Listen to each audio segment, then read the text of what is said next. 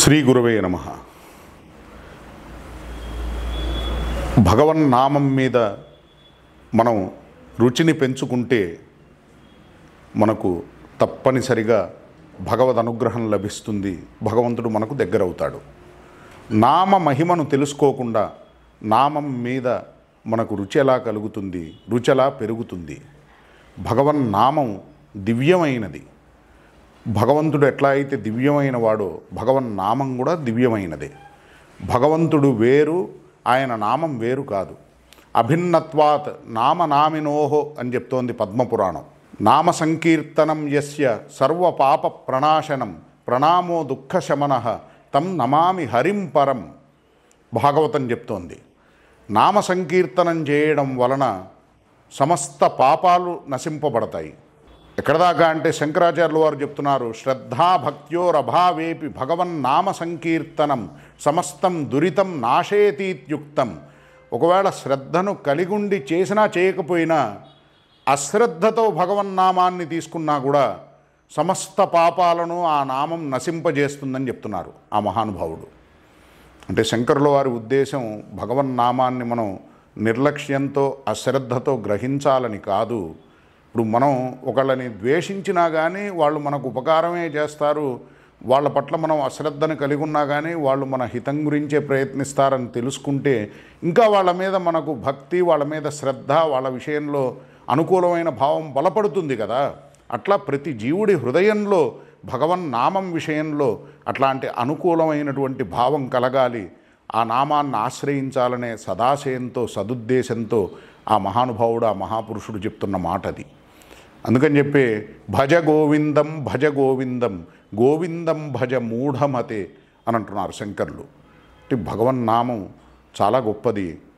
మనకు అజామిళోపాఖ్యానంలో అజామిళుడు చివరి సమయంలో అంటే యమదూతల్ని చూశాడు. భయం కలిగి ఒక్కసారి తన పిల్లవాడైనటువంటి ఆయన పేరు నారాయణ అని పెట్టాడు ఆ పిల్లవాడికి.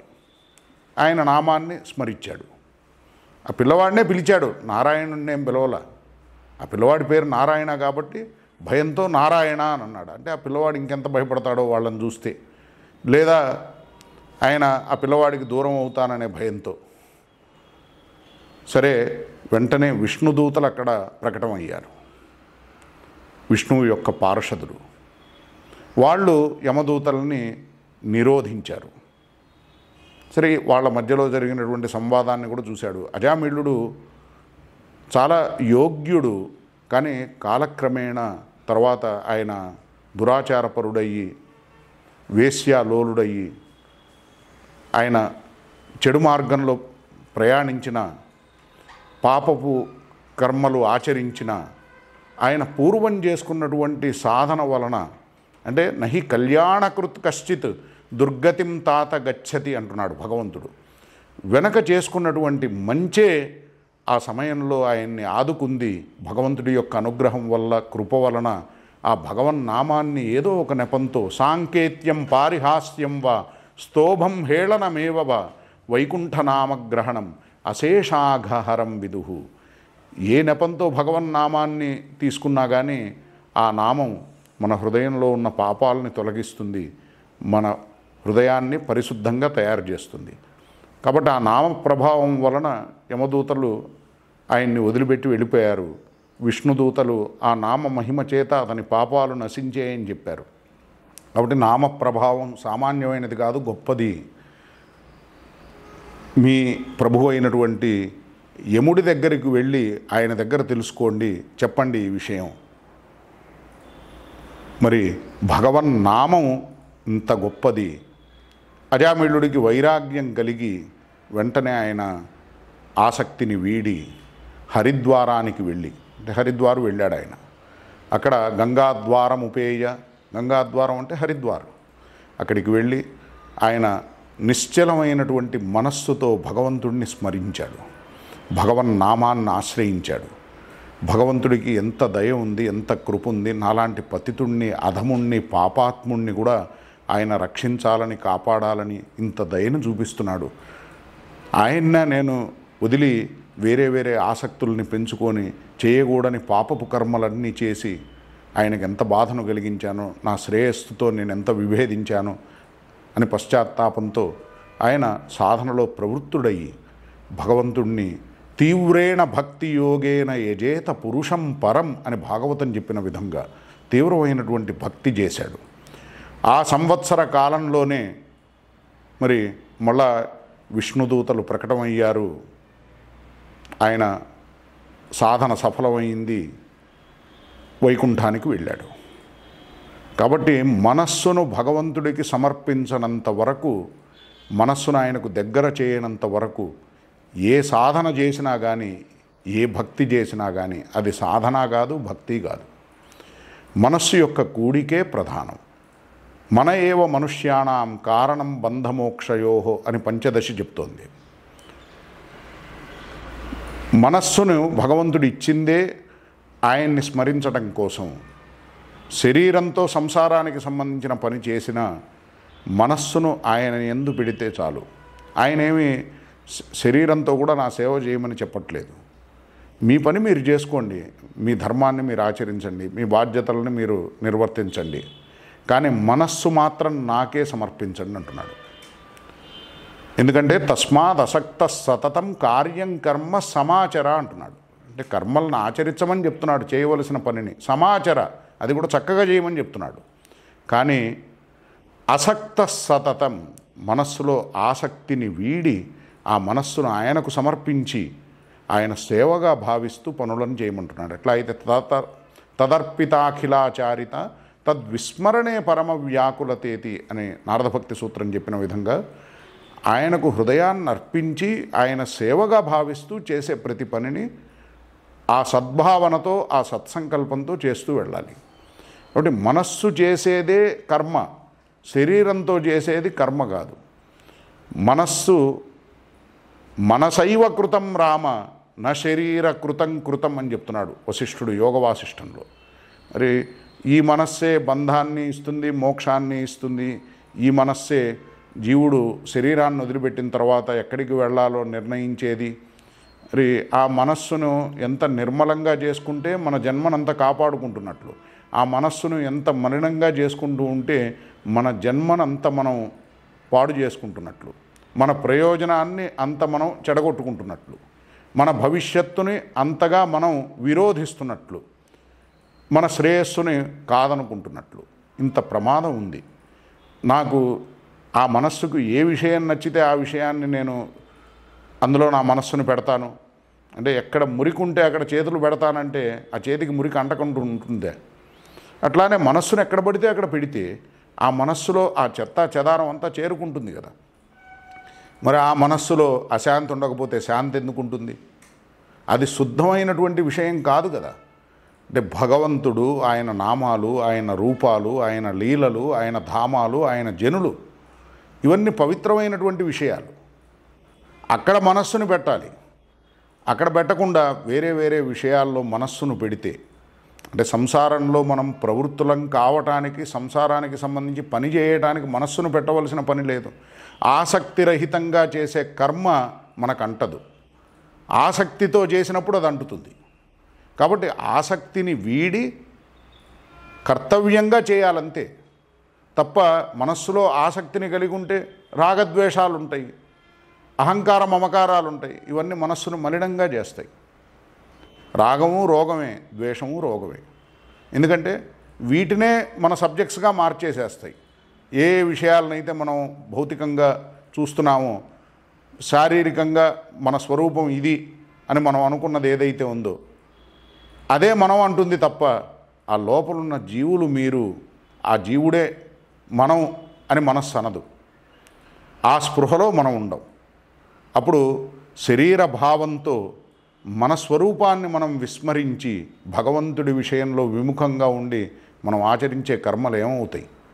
మనకి శ్రేయస్సును కలిగించేవి అవుతాయా, మన శ్రేయస్సును విరోధించేవి అవుతాయా?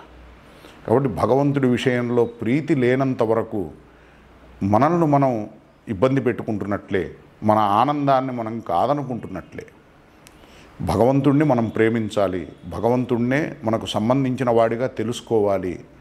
జగత్తు భగవంతుడికి సంబంధించింది కాబట్టి ఈ జగత్తులో మనం ఏం పని చేయాలి, ఇక్కడ మనం ఎలాంటి పాత్రను పోషించాలి అది భగవంతుడు నిర్ణయిస్తాడు. ఆ ఏర్పాటు ఆయన చేస్తాడు. కానీ ఇక్కడ మనం చేసే ఏ పనైనా కానీ దాని వెనకాల ఉద్దేశం తత్కర్మ హరితోషం యత్, ఆ హరికి ప్రసన్నతను కలిగించడం కోసం ఆ కర్మలను ఆచరించాలి. అంతే తప్ప వేరే ఇంకొక ఉద్దేశం ప్రయోజనాన్ని మనం మనస్సులో కలిగి ఉండవలసిన పని లేదు. అప్పుడు బాహ్యంగా ఏ పని చేస్తున్నా కానీ అంతరంగంలో భగవంతుడి ప్రీతిని మనం లక్ష్యంగా కలిగి ఉండటం వలన భగవంతుడికి మన మనస్సు దగ్గరవుతూ ఉంటుంది. అది సాధనలో భాగమే అవుతుంది. భగవంతుడిని మనం భజించాల్సింది హృదయంతో, భగవంతుడికి దగ్గర చేయాల్సింది మన మనస్సుని, భగవంతుడు కోరుకునేది మన మనస్సుని. ఆ మనస్సునివ్వకుండా మనం ఆయనకి ఎన్ని ఇచ్చినా, ఆయన కోసం ఏం చేసినా కానీ వాటి వలన ఆయన ప్రసన్నుడు కాడు. వాటి వలన మనకు శ్రేయస్సు కలుగుతుందనేది కూడా అపోహ మాత్రమే. ఎందుకంటే మనస్సుని మనం ఆయనకి ఇవ్వకుండా మనస్సును ఎక్కడో పెడితే ఆ మనస్సు ఏం చేస్తుంది, ఇంకా ఇంకా మలినమయ్యే ప్రయత్నమే చేస్తుంది. అందుకే కదా మన లోపల సంచితం అనేది అనంతకోటి జన్మలకు సంబంధించినటువంటి పాపపు రాశి. ఈ సంచితం ఏదైతే ఉందో ఈ సంచితాన్ని తొలగించుకోవడానికే కదా భగవంతుడు మనకు మానవ జన్మనిచ్చింది. అంటే నన్ను శరణు వేడితే, నన్ను ఆశ్రయిస్తే సమస్త పాపాలను నశింపజేస్తానంటున్నాడు.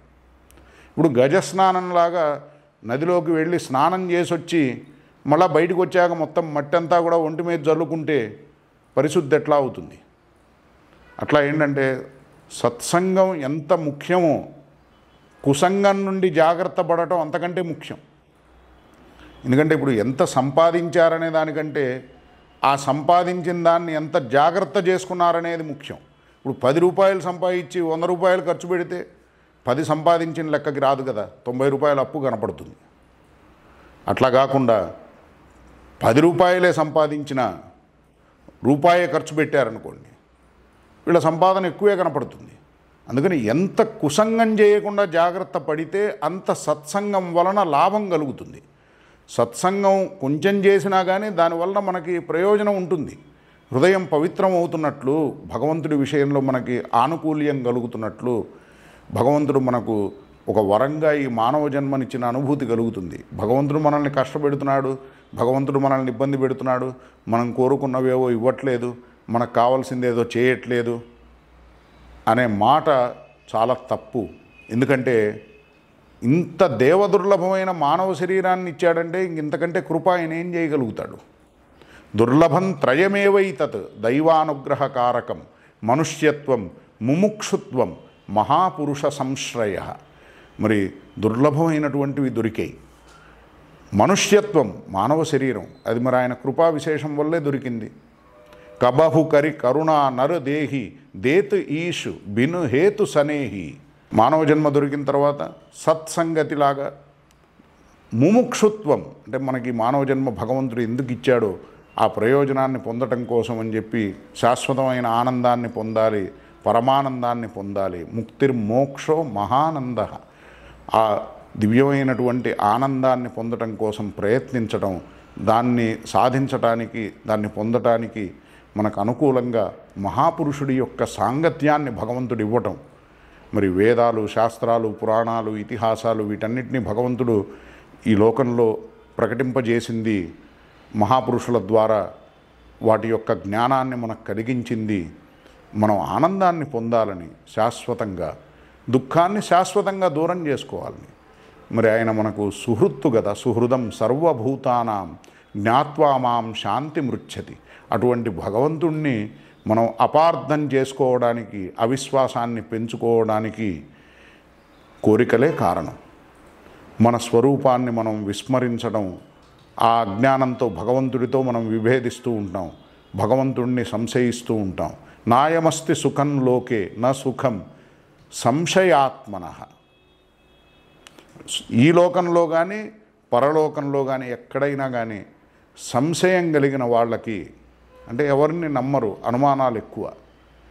మరి ఒక సాధనను వాళ్ళు బలంగా నమ్మి ఒక గట్టి విశ్వాసంతో చేస్తే కదా దానివల్ల ప్రయోజనాన్ని పొందగలిగేది, దానివలన ఆ సాధన వాళ్ళకి ఎంత మేలు చేసిందో తెలుసుకోగలిగేది.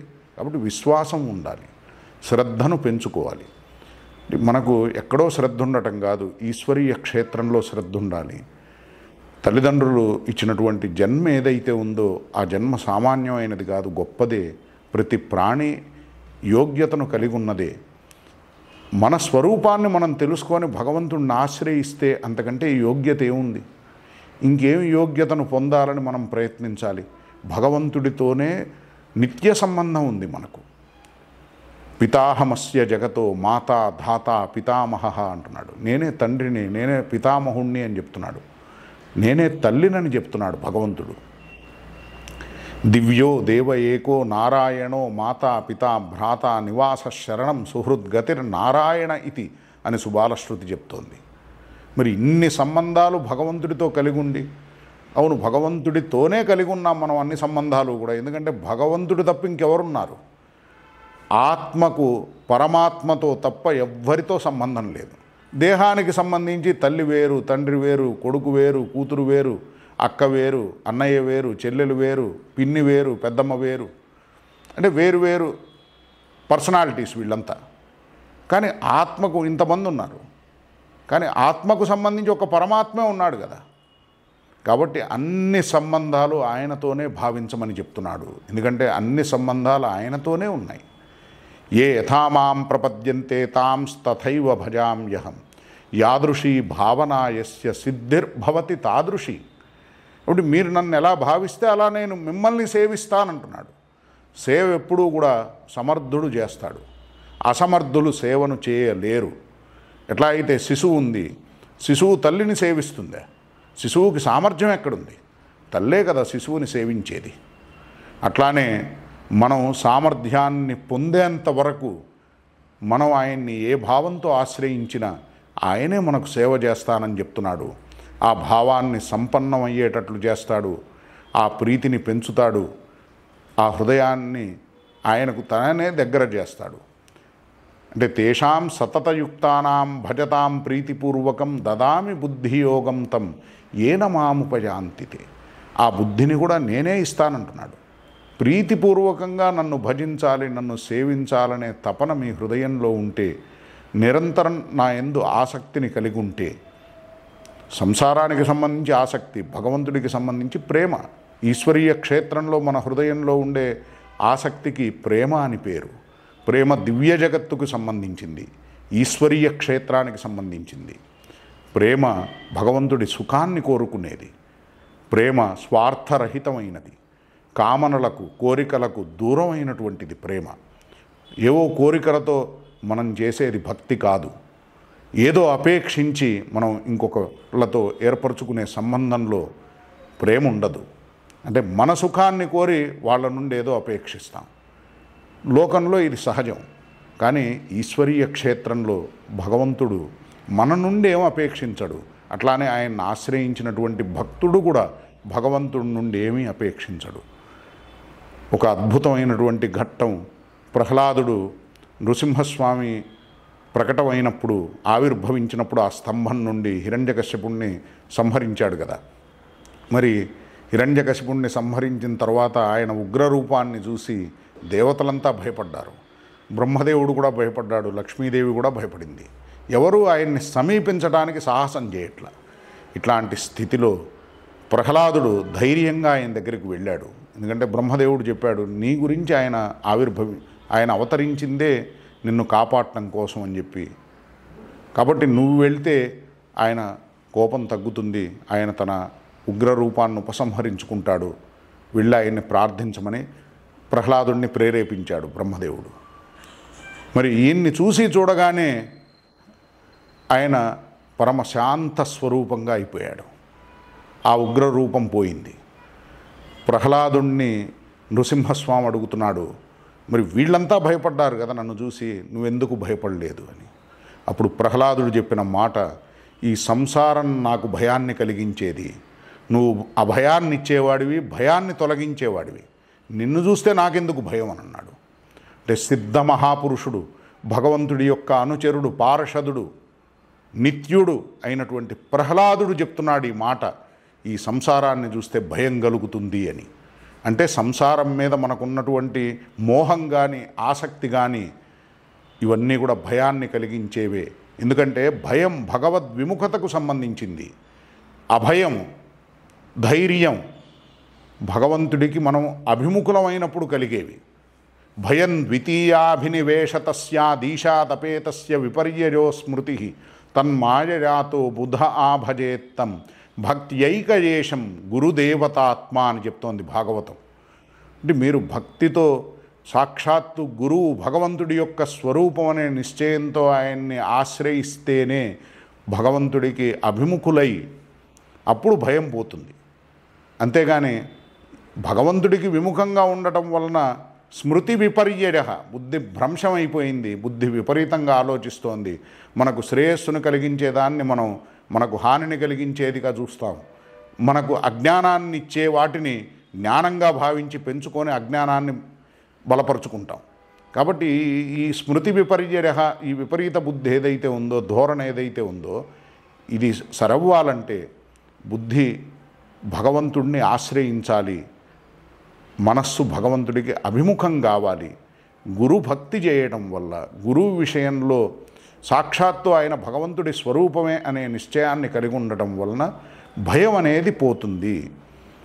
మరి భవరోగాన్ని పోగొట్టేది, భయాన్ని తొలగించేది, అభయాన్ని ఇచ్చేది ఆ భగవంతుడి యొక్క దర్శనం, ఆ భగవంతుడి విషయంలో అనుకూలమైనటువంటి భావం. మరి అక్కడ భయపడాల్సిన పనే ఉంటుంది. అయితే ప్రహ్లాదుణ్ణి భగవంతుడు నిర్బంధించాడు ఏదో ఒకటి అడగమని. వరం వృణీష్వ భద్రంతే కామపూరోస్మ్యహం నృణాం. ఎవరు ఏది అడిగితే అది ఇవ్వగలిగే సామర్థ్యం ఆయన దగ్గరుంది. ఆయన సకల ప్రాణుల యొక్క కోరికలను తీర్చేవాడు. అయితే ప్రహ్లాదుడు భక్తుడు కాబట్టి ఆయన భగవంతుడు నన్ను శంకిస్తున్నాడా, నన్ను కోరికలు కోరుకోమని అడుగుతున్నాడు అంటే నా హృదయంలో ఏమన్నా కోరికలు ఉన్నాయా, నేను భగవంతుడి నుండి ఏదన్నా ఆశించి ఏదన్నా అపేక్షించి ఆయన్ని సేవిస్తున్నానని ఆయన అనుమానిస్తున్నాడా? వెంటనే ప్రహ్లాదుడు చెప్తున్నాడు నృసింహస్వామితో, అహం హ్యకామస్త్వద్భక్త, నేను ఏ కోరికలు లేనటువంటి నీ భక్తుణ్ణి. ఎందుకంటే యస్తు ఆశిష ఆశాస్తే నసభృత్య సవై వణిక్. ఎవరైతే నీ నుండి ఏదో అపేక్షించి ఆశించి నిన్ను సేవిస్తారో వాళ్ళు నీ సేవకులు కాదు, భృత్యులు కాదు. సవై వణిక్, సేవకుడైనటువంటి వాడు నీ నుండి ఏది అపేక్షించడు, నీ సుఖాన్నే కోరుకుంటాడు. అట్లానే నువ్వు కూడా మమ్మల్ని ప్రలోభపెట్టి మభ్యపెట్టి నాకు ఈ సేవ చేస్తే మీకు ఇదేదో ఇస్తాను, నాకు ఆ సేవ చేస్తే మీకు అదేదో ఇస్తానని సామాన్యంగా ఒక యజమాని ఎట్లా అయితే తన దగ్గర పనిచేసే వ్యక్తికి జీతం కొంచెం ఎక్కువ ఇస్తే ఈయన వదిలిపెట్టి ఇంకొకళ్ళ దగ్గరికి వెళ్తారు కదా. భగవంతుడికి భక్తుడికి అట్లాంటి సంబంధం కాదు. భక్తుడు భగవంతుడి నుండి ఏమీ అపేక్షించడు, కేవలం ఆయన సుఖాన్నే కోరుకుంటాడు. ఆయన సేవను చేయటం తన స్వరూపం కాబట్టి సేవిస్తూ ఉంటాడు. ఎందుకంటే దాసభూతో హరేరేవ కదా, భగవంతుడి యొక్క దాసులే కదా జీవులంతా కూడా. అట్లా ఆ స్వరూపాన్ని అనుసరించి భగవంతుడిని సేవిస్తాడు తప్ప భగవంతుడి నుండి ఏదో అపేక్షించేవాడు భక్తుడు కాదు. అట్లానే భక్తుడి నుండి ఏదో అపేక్షించేవాడు కూడా కాదు భగవంతుడు. ఆయనకి ఏ అపేక్ష ఉండదు. అట్లా నువ్వు నా నుండి ఏది అపేక్షించవు, నేను నీ నుండి ఏది అపేక్షించను. అట్లాంటి సంబంధం మన మధ్యలో ఉంది. నీ సుఖాన్నే నేను కోరుకుంటాను, నీ సేవను నీ సుఖాన్ని అపేక్షించే చేస్తాను తప్ప నాకే కోరిక లేదు. అయితే మరి ప్రహ్లాదుడిని మళ్ళా భగవంతుడు ఏదో ఒకటి కోరుకోమని అడిగినప్పుడు ఆయన అడిగింది ఏంటంటే, కామానాం హృద్యసంరోహం భవతస్తు వృణే వరం అని అన్నాడు. సరే, నా హృదయంలో ఏ కోరిక లేకుండా, ఏ కోరిక ఉత్పన్నం కాకుండా వరం ఏమని అడిగాడు. అంటే ఉపాసతే పురుషం ఏ హ్యకామాహ, అంటే ఎవరైతే కోరికలతో ఉండరో వాళ్ళు భగవంతుణ్ణి యథార్థంగా ఉపాసిస్తున్నట్లు. కోరికలు మాయ పట్ల ఆసక్తిని పెంచేవి, జీవుణ్ణి భగవంతుడికి విముఖుణ్ణి చేసేవి, హృదయంలో ఉన్నటువంటి భగవద్విశ్వాసాన్ని నిర్మూలించేవి. భగవంతుడి మీద విశ్వాసం కాస్త అవిశ్వాసం అయిపోతుంది ఏదైనా కోరిక తీరకపోతే. ఆస్తికులు ఉన్నవాళ్ళు కూడా నాస్తికులు అయిపోతారు, అంటే విశ్వాసాన్ని కోల్పోతారు. ఆయన నాకేదో హానిని చేశాడు, ఆయన నేను అడిగింది ఏదో చేయలేదు అని వాళ్ళ మనస్సు కలతకు లోనై ఆ భగవంతుడిని వీడే ప్రమాదం ఉంది. కాబట్టి భగవంతుడిని భగవంతుడిగా ప్రేమించాలి, ఆయన్ని మన సుహృత్తుగా తెలుసుకోవాలి, ఆయన చేసేది ఏదైనా మన శ్రేయస్సు గురించని మనం మనస్ఫూర్తిగా విశ్వసించాలి. ఎందుకంటే ఆయనకు అపారమైనటువంటి దయ ఉంది, అకారణమైనటువంటి కృప ఉంది. ఆయన చేసేది ఏదైనా మన హితం గురించే అనే విశ్వాసం మనలో బలంగా లేకపోతే మనం ఏదో ఒక కారణాన్ని వెతుక్కొని భగవంతుడికి దూరం అవుతాము, మన శ్రేయస్సును మనం దూరం చేసుకుంటాం. ఈ ప్రమాదం నుండి మనం కాపాడబడాలంటే మహాభక్తుడైనటువంటి ప్రహ్లాదుడిని, ఎవరిని భగవంతుడు నా భక్తులైన వాళ్ళు నిన్ను ఆదర్శంగా భావిస్తారు, నీ మార్గాన్ని అనుసరిస్తారు అని చెప్పాడు.